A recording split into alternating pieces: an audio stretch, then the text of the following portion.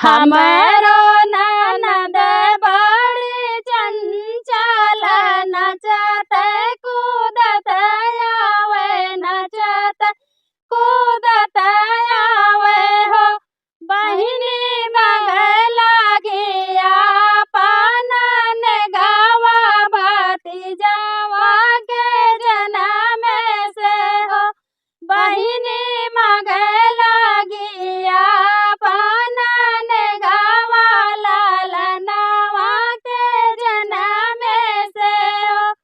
हंसी हंसी पूछे वन के चाचा की काऊ बेटी ने गाले बू काऊ बेटी ने गाले बू हो ए ननदी मगल गी सुरा भी न गैया लालनवा के जन्म से हो ए ननदी मगल गी सुरा भी न गैया भतीजावा के जन्म से हो हमारा ऊ चाचा बड़ा साया ना निकले और चलो रे निकले और चला का निकले और चला का निकले हो हे बहिनी दाई दी है बूढ़ा बायलावा नतियावा के जन्म से हो हे बहिनी दाई दी है बूढ़ा बायलावा नतियावा के जन्म से हो हे बहिनी दाई दी है बसहा बायलावा होरिलावा के जन्म से हो ए बहिनी दाई दी है बसहा बायलावा लालनवा के जन्म से हो ए ननदी लइके चाली बूढ़ा बायलावा गोबरा हो के असनाही हो ए ननदी लइके चाली बूढ़ा बायलावा गोबरा हो के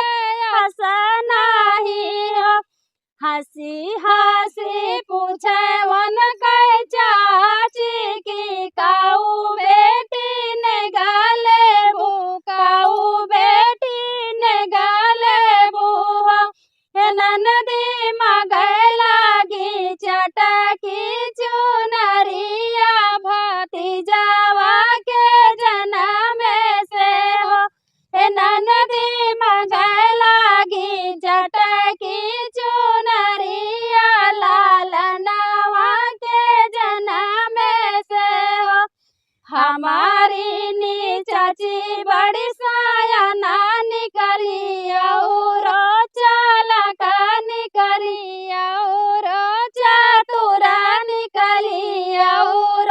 चतुरा निकली हो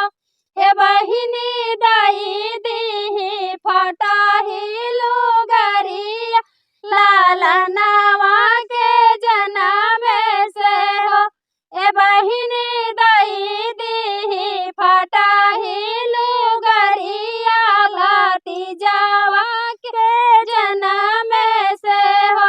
ए ननदी सियात पूरत चाली सड़िया लुगरिया के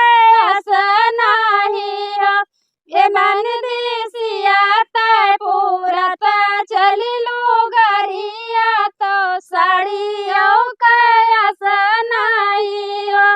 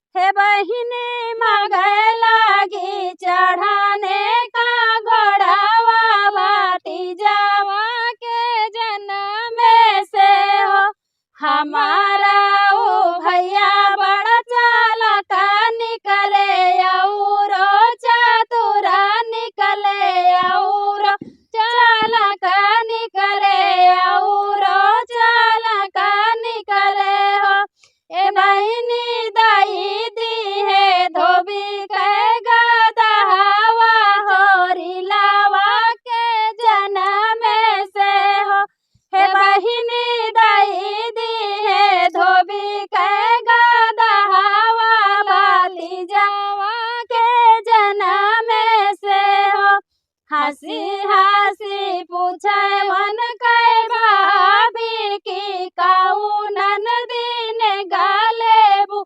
काऊ ननदी ने गाले बू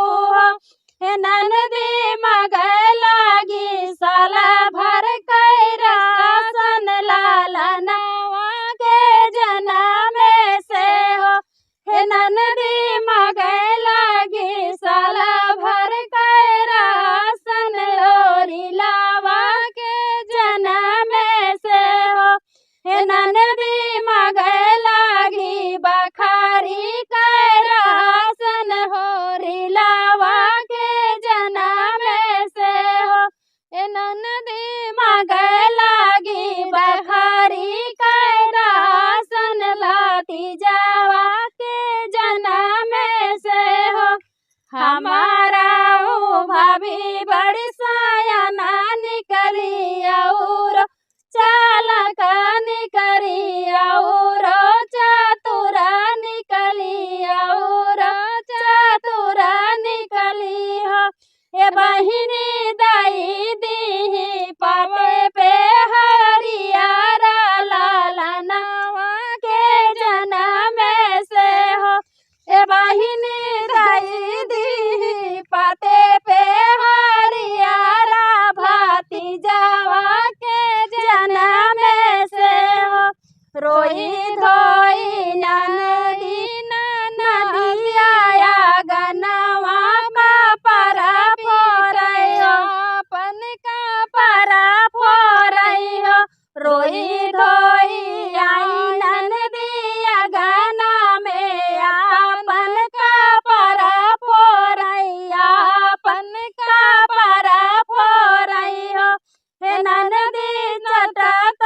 चल ननदी चटत चली पाते पे हरियारा तो जीबिया उजारिन तो पानी यो कहे असनाही हो